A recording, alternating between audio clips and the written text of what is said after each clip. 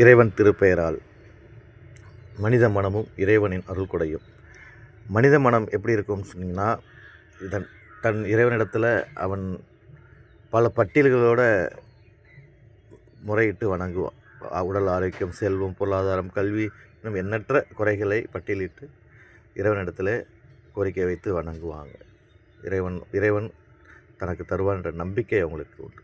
அதே போல் இறைவன் என்ன சொல்கிறான்னு சொன்னால், என்னுடைய அடியானுக்கு நான் செல்வம் கொடுக்குறேன், என் அடியான் மேலே எனக்கு நம்பிக்கை இருக்குது, அவன் பிறருக்கு தான தர்மங்கள் செய்வான் அப்படின்ற நம்பிக்கையில் நமக்கு அருள் கொடைகளை வழங்குகிறான். அந்த அருள் கொடைகளிலிருந்து நம்ம ஏதாவது தான தர்மங்கள் செய்கிறோமா அப்படின்னு சொன்னால் செய்கிறோம், இல்லை மாற்றுக்கருத்தே இல்லை. ஆனால் அனைவரும் செய்கிறோமா அப்படின்றதும் உண்டு. அதே நேரத்தில் அது எப்படி செய்கிறோங்கிறதுலேயும் விஷயங்கள் உண்டு. ஏன் என்று சொன்னால், இன்றைக்கி நம்ம சில இடத்துல பார்க்கும்போது அவங்களுக்கு தர்மம் கேட்டு வரவங்களுக்கு அவங்கள நம்ம உதாசனப்படுத்துகிறோம். அவங்கள ரொம்ப ரொம்ப ரொம்ப அவங்க சுயமரியாதையை இழக்கிற வேலையெல்லாம் நம்ம செய்கிறோம். சில பேர் பார்த்தா பழைய உணவுகள் கொடுப்பாங்க, பழைய கிழிஞ்ச ஆடைகளை கொடுப்பாங்க, தங்கள்கிட்ட கெட்டு போனதெல்லாம் எடுத்து கொடுப்பாங்க. இறைவன் அது போல் நமக்கு கொடுத்தா நம்ம ஏற்றுக்கொள்வோமா? ஏற்றுக்க மாட்டோம்ல. இறைவன் செல்வம் கொடுக்குறான், செல்வம் கொடுக்கும்போது அந்த செல்வத்தில் ஒரு குறையை வச்சு கொடுக்குறான்னு வச்சுக்கங்களேன், நீங்கள் ஏற்றுப்பீங்களா? கொடுத்து புரோஜனம் இல்லாமல் போச்சே அப்படின்னு சொல்லுவோம்ல.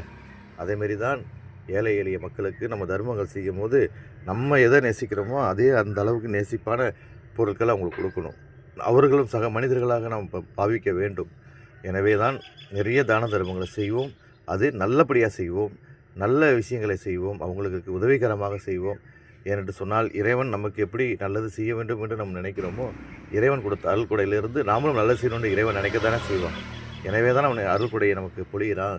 என் அடியான் நான் கொடுக்குற காசுலேருந்து அவன் ஒரு பகுதியை கண்டிப்பாக அவன் மக்களுக்கு செய்வான், தான தர்மங்கள் செய்வான்னு சொல்லி தானே இறைவன் கொடுக்குறான். அந்த அடிப்படையில் நம்ம நன்மையான இந்த அருள் கொடையை பெற்றுக்கிட்டு இருக்கிறோம். அந்த நன்மையான அருள் கொடையில் பிறருக்கு உதவி செய்கின்ற நல்ல மனிதர்களாக, நல்ல பொருட்களை கொடுக்கக்கூடிய மனிதர்களாகவும், நல்ல ஆரோக்கியமான விஷயங்களை வெளிக்காட்டக்கூடிய மனிதர்களாகவும் நாம் மாற வேண்டும் என்று கூறி, நான் உங்கள் அப்துல் மாலிக் உங்களிடம் விடைபெற்றுக் கொள்கிறேன். நன்றி.